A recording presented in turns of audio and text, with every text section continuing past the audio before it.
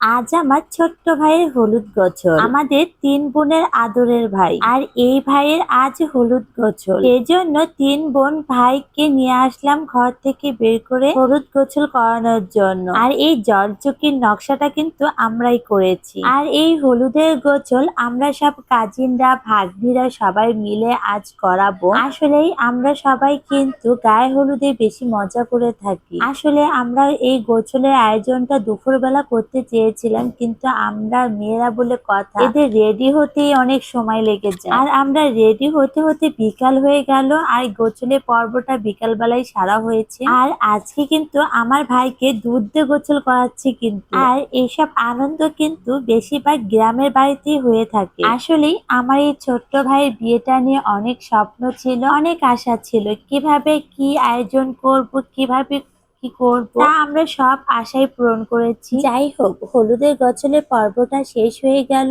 এখন বিয়ের দিন বিয়ের গোছলটা বাকি আছে। এটা কিন্তু বিয়ের গোছল না, এটা হচ্ছে হলুদের গোছল। এখন ভাইকে বরণ করে ঘরে ওঠাবো। এরই মাঝে আমরা বোনেরা কিন্তু ছোট্ট ভাইকে নিয়ে অনেক মজা করেছিলাম। যাই হোক, অনেক কথা বলে ফেলেছি। আজ এ পর্যন্তই। আল্লাহ হাফিজ।